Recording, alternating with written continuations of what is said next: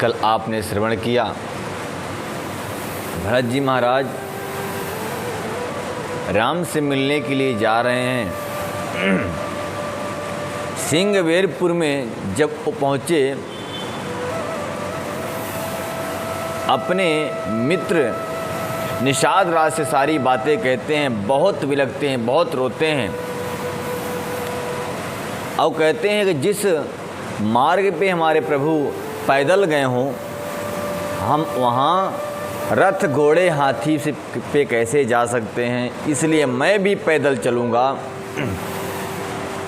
भरत जी के पैदल चलने के कारण उनके जो सेवक हैं बहुत ही अधीर हो रहे हैं, बहुत दुखी हो रहे हैं कि और समझाते हैं कि प्रभु आप जो हैं घोड़े पे बैठ जाइए, रथ पे बैठ जाइए। तो भरत जी कहते हैं कि जिस मार्ग में प्रभु राम गए हों उस मार्ग में मुझे रथ से जाने को बोल रहे हो, मुझे रथ से नहीं, मुझे तो सिर के बल से जाना चाहिए उस मार्ग में जहाँ राम गए हों। और कहते हैं लालन जोग लखन लघुलोने, भे न जाय अस आइन होने, पुरजन प्रिय पितु मातु दुलारे, श्री रघुवीर प्राण प्यारे। ऐसा कौन सा व्यक्ति है इस संसार में जिसको राम प्राणों के समान प्रिय न हो, और राम जिसको प्रिय नहीं है, मानो उसका ये जीवन व्यर्थ होने वाला है, व्यर्थ ही है, वो तो धरती पे भार स्वरूप ही है। मेरे छोटे भाई लक्ष्मण बहुत ही सुंदर, बहुत ही प्यार करने योग्य हैं, क्योंकि ऐसे भाई का ना तो किसी काल में कभी जन्म होता है और ना ही जन्म होगा, कि अपने बड़े भैया इतना प्रेम कर रहे हैं जिसका कोई अनुमान नहीं लगा सकता, और वो भी राम और सीता को प्राणों के समान प्रिय हैं। और हमारा दुर्भाग्य तो देखो कि मैं उनके उस प्रेम का अधिकारी ना बन सका। मृदु मूर्ति सुकुमार सुभाऊ, तात बाऊ तन लाग न काऊ, ते बन साही विपत्ति सब भांति, निद्रे कोटि कुलस यह छाती।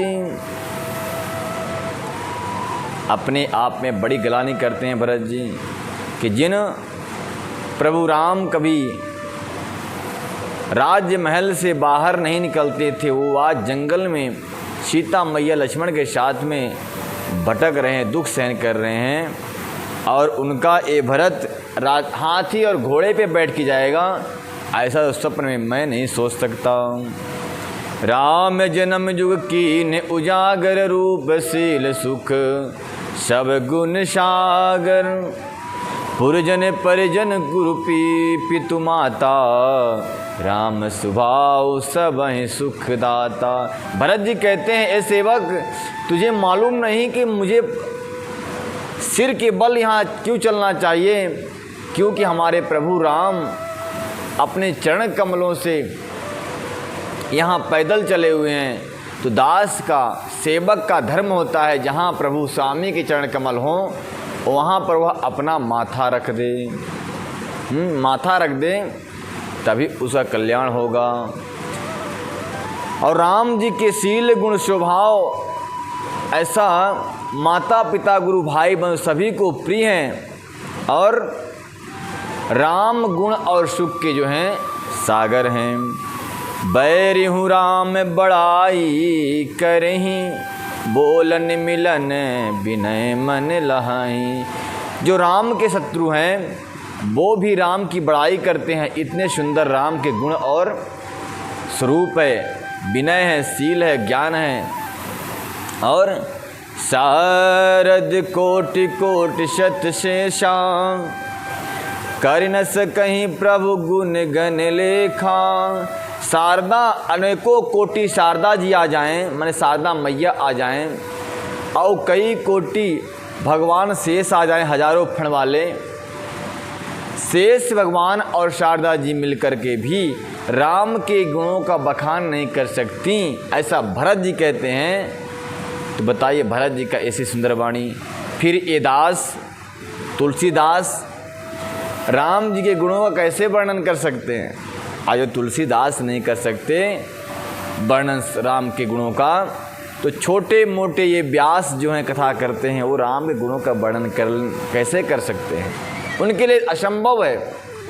अनंत ब्रह्मांड को धारण करने वाले प्रभु का कोई वर्णन नहीं कर सकता। सुख स्वरूप रघुवंश मनि मंगल मोद निधान, ते सोबत कुंडदास मही विधिगति अति बलवान। भरत जी बहुत बिलखते हैं और कहते हैं, सेवक जो सुख स्वरूप रघुवंश शिरोमणि श्री रामचंद्र जी मंगल और आनंद के भंडार हैं, वो पृथ्वी पर कुशा बिछाकर सोते रहते हैं। विधाता की गति बड़ी ही बलवान है, ओ कब किससे क्या करा दे कोई नहीं जानता। राम सुना दुख कान न भकाओ, जीवन न तरो जिम जो बहिराओ। पलक नयन फन मन जहि भांति, जो बहि जनहि सकल दिन राति। जो बहि जनहि सकल दिन राति। भरत जी कहते हैं, ए सेवक, श्री रामचंद्र जी ने कानों से भी कभी दुख का नाम नहीं सुना था। वो प्रभु मर्यादा पुरुषोत्तम महाराज जी के लिए, महाराज जी उनके सर पर हमेशा छत्र के समान बने रहते थे। समस्त माताएं उनसे प्रेम करती थीं, और जिस प्रकार से पुतलियां पलकें पुतलियों की रक्षा करती हैं, ठीक उसी प्रकार से समस्त नगरवासी पुरवासी राम जी की रक्षा में तत्पर रहते थे। उनका लालन पालन, उनका लाड़ प्यार करते रहते थे। और जिस प्रकार से सर्प को उसकी मणि प्यारी होती है, सारे सैनिक सेवा करने वाले समस्त समुदाय को राम उसी प्रकार से प्रिय थे। और वही राम जब इतने सुकोमल, इतने लाड़ प्यार में रहने वाले, जब अपने खुद को इतने बड़े दुख में डाल दिया, बता सेवक, क्या मैं जिस रास्ते पे राम जी गए हों पैदल, क्या मैं उसमें रथ से जा सकता हूँ? समझाते हैं, कई बार उन्होंने अपने सेवक से बातें कह दी। ते अब फिरते विपिन पदचारी, कंद मूल फल फूल आहारी। कहते हैं वही राम जिनके सेवा में सारा का सारा राज्य भोग उपस्थित रहता था, प्रभु बड़े चाव से उसको ग्रहण करते थे। आज वही राम सन्यासियों की तरह जीवन धारण करके फलाहारी बने हुए हैं, फलाहारी बाबा बन गए हैं। इसमें कह रहे हैं कंद मूल फल फूल आहारी। कंद मूल फूलों का आहार लेते हैं, और नंगे पांव विपिन पदचारी, अपने चरणों से इस जंगल में, इस विपिन में, वन में भ्रमण कर रहे हैं। और क्या कहते हैं, दिग के कई अमंगल मूला, भाई सी प्राण प्रियतम प्रतिकूला। कहते हैं उसके कई को धिक्कार है जो समस्त अमंगलों की मूल है। और इतना ही नहीं, जिसने अपने प्राण के समान अपने प्रीतम का भी त्याग कर दिया। त्याग मतलब चले गए परम धाम को दशरथ जी महाराज, तो उसका त्याग कर दिया। ऐसी के कई को धिक्कार है। और किसको धिक्कार है? बोले मुझे भी धिक्कार है। मैं धिग धिग अग उदय अभागी, सब उत्पात भयहु जहि लागी। कुल कलंक करी सृजे उस विधाता, साई दोह मोह की निकुमाता, दो साई मोही की निकुमाता। क्योंकि धिक्कार उसके कई को भी है, धिक्कार मुझे भी है। मुझे क्यों है?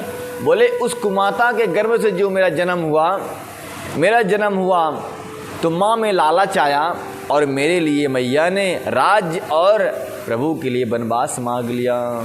तो मेरा भी तो कारण है, मैं तो कुल का कलंक ही हूँ। सुनि सप्रेम समुझाब निषादु, नाथ करिए कतिबाद विषादु। राम तुम्हें प्रिय तुम प्रिय राम ही, यह निर्जो सुदोष विधि बामहि। निषाद राज्य से राम का मित्र है, भरत से बड़ा प्रेम करता है। उसने समझाया है, भरत जी आप इस प्रकार से विषाद ना करें। क्यों ना करें? क्योंकि भरत जी कह रहे हैं कि मैं कुल का कलंक हूँ, मेरे वजह से राम जी वनवास गए हैं। तुम था कह रहा प्रभु नहीं, राम को जितना तुम प्यार करते हो हे भरत जी, उतना ही राम आपको प्यार करते हैं। और ये बात यथार्थ सत्य है। जीवन में मैं बताया था आपको एक बार कि जिसको जितना ही प्रेम करेंगे आप, वो व्यक्ति उतना ही आपको प्रेम करेगा। आप छल करेंगे तो वो भी छल कर देगा, आप धोखा देंगे वो भी धोखा देगा, आप अपमान करेंगे वो भी अपमान कर देगा। तो अगर प्रभु की याद आपको आती है सुबह शाम दोपहर यानी कि 24 घंटे भी आती हो, तो भी जितना ही प्रभु को याद करते हैं, जिसको जितना ही आप याद करते हैं, वह व्यक्ति भी चाहे देवता हो, चाहे इंसान हो, चाहे पशु हो, चाहे पक्षी हो, वो सब आपको याद करते हैं। जितना आप करते हैं उतना वो भी आपको याद करते हैं। तो भरत निषाद राज कहते हैं, भरत जी आप चिंता मत करें, प्रभु देख करके आपको आलिंगन कर लेंगे। क्योंकि जितना प्रेम आप करते हो ना अपने प्रभु से, उतना वो भी आपसे प्रेम करते हैं। विधि बाम की करन कठिन जही, मातु कीन्ही बावरी। तेहि रात पुनि पुनि करहि प्रभु, सादर सराहन रावरी। हे भरत जी, प्रतिकूल विधाता की करनी बड़ी कठोर है, उसको तुम ध्यान में रखो। जिसने माता कैकेयी को बावली बना दिया और उस रात को प्रभु रामचंद्र जी बार बार आदरपूर्वक आपकी बड़ाई सराहना ही करते थे। निषाद राज कह रहा है कि जब प्रभु आए थे वन के लिए, तो मेरे पास ठहरे थे, तो प्रभु राम आपकी बड़ाई कर रहे थे कि मेरे भरत सा भाई कोई नहीं हो सकता। उस रात को प्रभु श्री रामचंद्र जी बार बार आदरपूर्वक आपकी बड़ाई कर रहे, सराहना करते थे।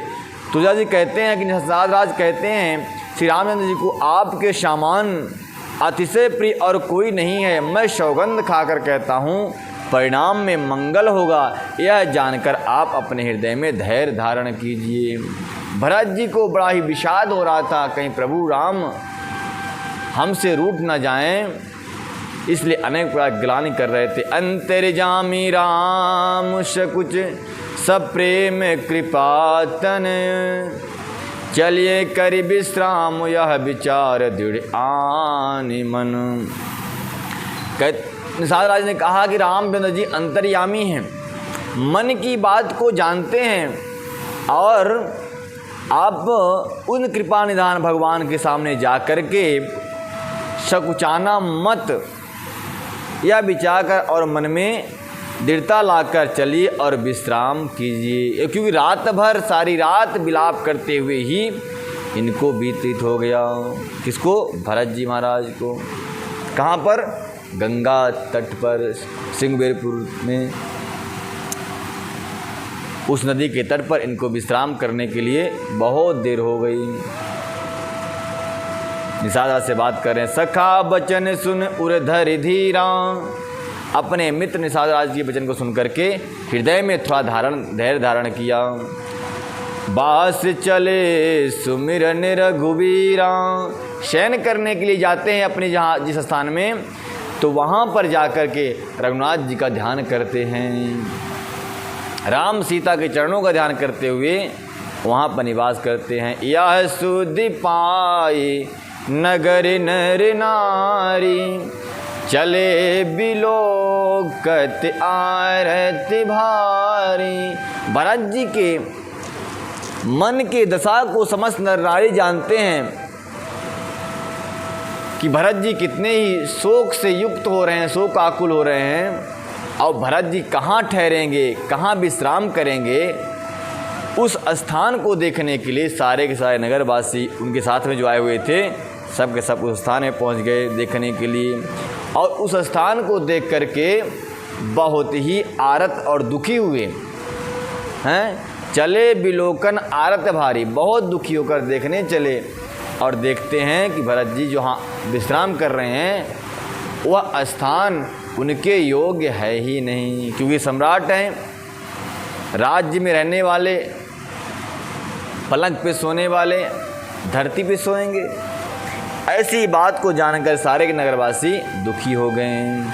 सखा बचन सुनि उर धरि धीरा, बास चले सुमिरन रघुबीरा। या सुनि सुधि नगर नरे, चले बिलोकत आरत। पर दक्षिणा कर करहि प्रणामा, देह करहि खोर निकामा। समस्त नगरवासी उनके स्थान को जहाँ भरत जी शयन करेंगे प्रदक्षिणा करते हैं और उस स्थान को जाकर प्रणाम करते हैं।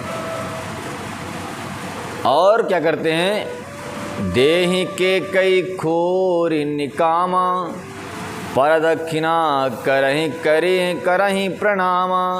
के कई को अनेकों गालियाँ देते हैं और उसी का दोष देते हैं। तो कि देखो कि कई ने थोड़ी सी लालच में अपना सब कुछ खो दिया, पुत्र भी नहीं मान रहा है, पति पहले ही चल बसे, और नगरवासी भी बार बार गालियाँ दे रहे हैं। ये है करनी का फल। भरी भरी लोचन बिलोचन लेहि, बाम विधाता दोषन देहि। और केकई को दोष देते हैं, नेत्रों में जल भर के लेते हैं और प्रतिकूल विधाता को दोषण देते हैं। केकई को विधाता को दोनों को दोष दे रहे हैं कि तूने ऐसे कैसी खेल कर दी। एक सराहि भरत स्नेहु, को ना कह नृप तउ बेनेहु।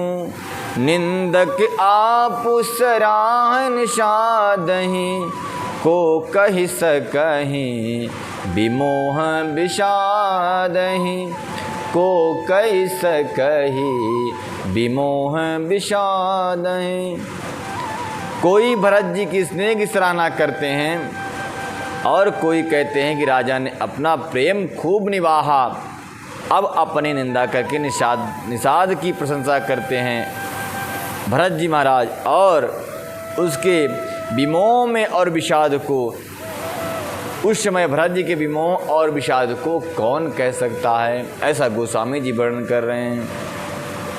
देखिए, जब अपना समय होता है, चाहे कोई भी संसार के व्यक्ति हो, केकई का समय था, केकई ने भले बुरे का विचार न करके निजी स्वार्थ के लिए जो निर्णय लिया, आज उसके निर्णय के पश्चात जो दुर्दशा हुई राज्य की, वो कोई बता नहीं सकता, कोई कभी गा नहीं सकता। संसार में ठीक ऐसे ही लोग हुआ करते हैं जो अपने निजी स्वार्थ के लिए, थोड़े से लालच के लिए वो अपना सर्वस्व विनाश कर देते हैं, अपने कुल का नाश कर लेते हैं। और उनको लगता है कि मेरा समय यही रहेगा, ऐसा ही रहेगा, वो फ्यूचर की चिंता नहीं करे। कुछ लोग कहते हैं ना कि प्रेजेंट में जियो, प्रेजेंट में नहीं, हमेशा जो समझदार व्यक्ति है वो फ्यूचर में जीता है, प्रेजेंट में नहीं। आज खा लेंगे तो कल को क्या होगा, ये विद्वान लोग जो हैं, समझदार लोग विचार करते हैं। लेकिन जो मूर्ख होते हैं बोलते आज खा ले, कल जो होगा देखा जाएगा। केकई भी उसी मूर्ख के समान है, ऐसा गोस्वामी जी कहते हैं, नगरवासी कहते हैं कि उसने भले बुरे का विचार नहीं किया और उसने जो निर्णय ले लिया उसमें सब कुछ नष्ट हो गया। एक संत कह रहे थे कि डरो परमात्मा से। ये मत सोचो कि मैं स्वतंत्र हूँ, स्वतंत्र इस संसार में कोई नहीं है। दो का शासन हमेशा जीव के ऊपर रहा है, किसका? बोले माया का, और दूसरा बोले काल का। काल और माया, काल यानी परमात्मा, समय, समय को भी काल कहते हैं, और परमात्मा माया। माया क्या है? माया कितना भी कोई भले बड़े योगी भी माया के चक्कर में फंस जाते हैं, तो भोगियों की तो बात छोड़ दो, वो तो माया के दलदल में गले तक धंसे हुए ही हैं। तो उसके आप अधीन हो, स्वतंत्र नहीं हो। और दूसरा है काल। काल जब आएगा तो आपको अपने गाल में भर लेगा। बड़े बड़ों को भर लिया, बड़े बड़े शूरवीर चले गए काल के गाल में। तो इंसान कितने, तो इंसान को ये नहीं समझना चाहिए कि मैं स्वतंत्र हूँ, मैं कुछ भी कर सकता हूँ। ये जब तक पुण्य है आप कुछ भी करते रहो, कोई फर्क नहीं पड़ेगा। पुण्य के क्षीण होते ही इन शरीर में न ताकत रहेगी कि अपने हाथ से पानी पी लूट के, और न तो ये जवानी ही रहेगी जिससे बहुत इतरा रहे हैं हम सब। इसलिए ये जवानी भी जाएगी, ये समय भी जाएगा, ये धन भी जाएगा, ये दौलत भी जाएगा। उस समय को फिक्र कर ले मेरे प्यारे, जब कोई एक गिलास पानी देने वाला नहीं आएगा। ऐसा होता है ना, बड़े बड़े धनवानों को देखा है, बड़े बड़े लोगों को देखा है, अंत समय जब आता है ना तो शरीर में कीड़े पड़ जाते हैं, और एक गिलास पानी देने के लिए कोई नज़दीक नहीं आता। सब कुछ रहते हैं, तेरी ही प्रॉपर्टी जो पाप की बनाई हुई सब वही है, उसी का भोग कर रहे हैं, तेरा ही खा रहे हैं, तुझसे ही जन्म ले लिए।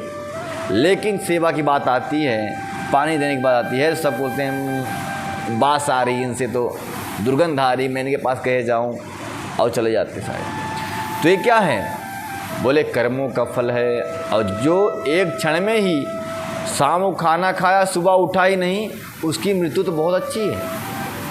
लेकिन जो दुर्गति को भोगते रहते हैं, कीड़े शरीर में पड़ जाते हैं, दोनों क्रियाएं बेड पे ही कर रहे हैं, उनका तो ये अवश्य नरक में जाएंगे, वो तो निश्चित है, उन्हें कुकर्मों का फल है वो। तो ये पुण्य क्षीण होते ही दुर्गति चालू हो जाती है। जब तक पुण्य है तो पाप कितना भी कर लेते दुर्गति नहीं होगी। पुण्य कर्म करने से पुण्य क्षय होता है ना, तो पुण्य जब क्षय हो गया, बैंक जब खाली हो गया, तब जब तक था तो बहुत उड़ाए, अब भीख मांगो, कोई डंडा देगा तो कोई रोटी भी दे देगा। अब वही ऐसा ही पुण्य होता है। पुण्य क्षीण हो गया, समाप्त हो गया, तो मेरे प्यारे रावण भी समाप्त हो गया। बोल वृंदावन बिहारी लाल की, मर्यादा पुरुषोत्तम श्री राम की। तो दो से डरना चाहिए, एक काल से, दूसरी माया से।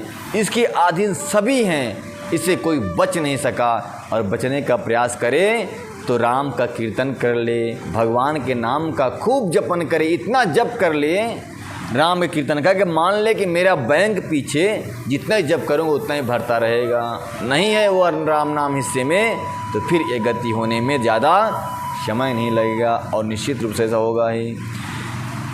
तो इस प्रकार से भरत जी महाराज कहते हैं कि कई जो है बहुत बुरा किया, और विधाता और केकई दोनों ही एक साथ हो गए, राम को वनवास दे दिए।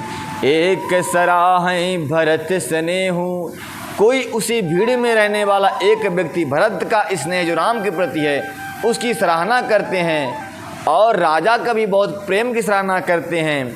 और निंदा ही आप सराहें निषाद ही, निषाद राज की सराहना करते हैं भरत जी, और कहते हैं सच में तुम्हारा जीवन ही भाग्यशाली, क्योंकि राम ने तुम्हें अपने हृदय से लगा लिया है।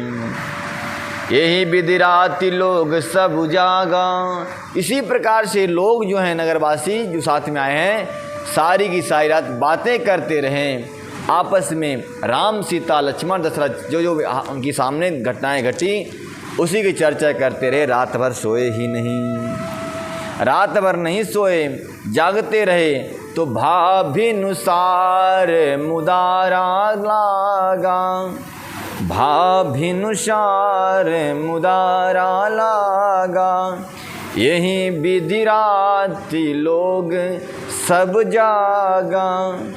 गुरु ही सुनाव चढ़ाई सुहाई, नई नाव सब मातु चढ़ाई। बिनसार हो गया, सब लोग बातें करते रह गए। इस प्रकार रात गुजर गई और सुंदर नाव को बुलाकर गुरुजी को उस पर चढ़ा दिया है भरत जी ने। फिर नई नाव मंगाया, तीनों माताओं को बिठाया है। इस प्रकार से भरत जी जो है उस नदी को, गंगा नदी को पार करके उतर गए। दंड चारी महाभावर पारा, उतरहि भरत तब सब ही सवारा। 4 घड़ी में गंगा जी के पार उतरे। घड़ी मतलब होता है 4 घड़ी।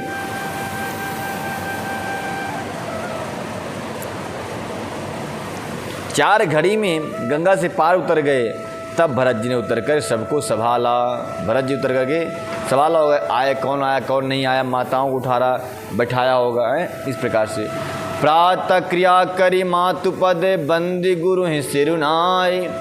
आगे किए निषाद लघु, गणदीन कटुक चलाए। प्रातः काल की क्रियाएं करके श्री भरत जी ने अपने गुरुदेव माता को प्रणाम किया, यानी गुरुदेव को प्रणाम किया, माताओं को प्रणाम किया। सबका निरीक्षण करके और निषाद राज्य को आए करके वह नर्मदा गंगा जी के उस पार की यात्रा करना शुरू कर दिए। कियहूँ निषाद नातु अगुवाई, मातु पाल की सकल चलाई। साथ बुलाए भाई लघु लीना, विप्र सहित गवन गुरु कीन्हा। ब्राह्मणों का समूह लेकर गुरुदेव चलते हैं। भरत जी भी निषाद राज जी के साथ चलते हैं सेवकों के साथ। और भरत जी ने अपने छोटे भाई शत्रुघ्न को कहा कि तुम माता जी के साथ चलो, यानी माता जी की पालकी का, माताओं की पालकी की रक्षा करते हुए तुम भी पीछे पीछे धीरे चले आओ। इस प्रकार से सबको नियुक्त करके भरत जी ने अपने भैया से मिलने के लिए चल दिए। मर्यादा पुरुषोत्तम श्री राम की जय। आज कथा यहीं तक, कल और कथा सुनाई जाएगी। तब तक के लिए जय जय श्री राधे श्याम।